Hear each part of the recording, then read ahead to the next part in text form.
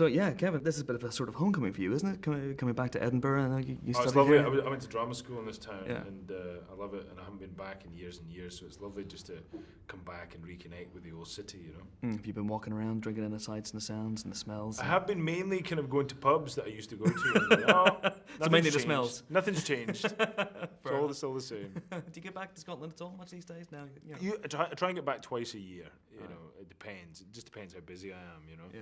But I do try and get back and see family and see friends and all that. So yeah. And this is even though it's a Pixar film, even though it's an American film, is very Scottish. Very Scottish. In many ways, including, I mean, you play two characters in this, and the second character is virtually incomprehensible. I know. Now, how much of that did it come from you, or was that always meant to be the way? Well, the idea was always, Pixar's idea was always that they wanted this character to be totally such a thick Scottish accent that nobody could understand him.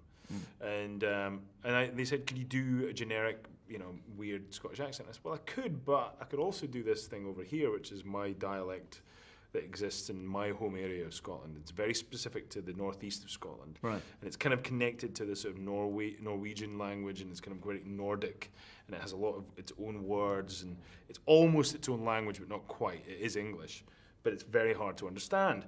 And I did some for them, and they were like, "What did you just say?" And then I showed them YouTube clips of old farmers, talking about their sheep, right? And they were like, "This is amazing! We didn't know this language existed." Okay. And they, sent that information up the line. I think John Lasseter saw the clips, and they said, "Yeah, well, let's do it. Let's put the Doric in the movie." So I feel very proud. I've managed to get my home dialect amazing, into man. this big, huge movie. So you're aware at all times of what young MacGuffin says.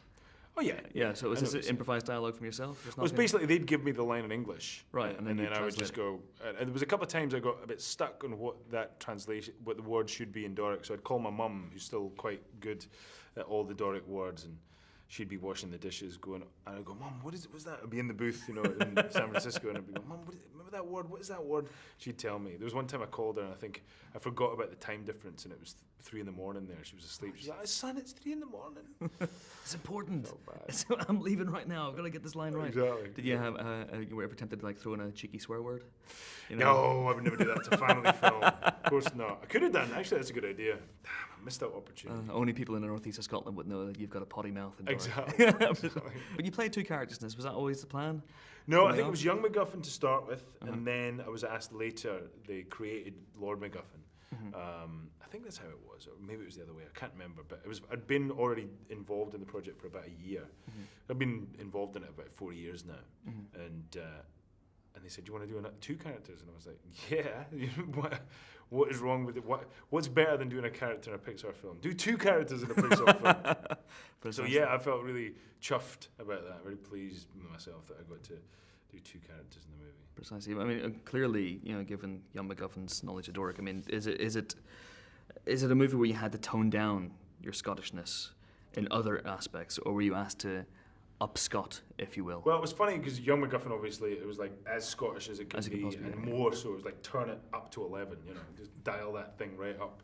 But yeah, Lord MacGuffin, we had to understand him. So yeah, there was times where they'd have to slow me down a bit, and make me enunciate. Okay, fair enough. And I guess one of the things that our readers love you for as well, apart from Rome and Grey's Anatomy and Trainspotting, obviously, a bit of a reunion in this one, is Soap McTavish. Yes, yeah. Call of Duty, God rest his soul. I know, bless him. I couldn't believe it when they killed him. I was like, I walked into the session one day and they went, "Oh, by the way, Infinity Ward people are all there. Oh, by the way, you're dying today. Anyway, let's go." There was no more kind of pomp or ceremony than that. And I was like, "You're killing off Soap McTavish?" And they're like, "Yeah, we need to. We need to keep the danger level up. So nobody's going to expect Soap to be killed." So they blew his head off.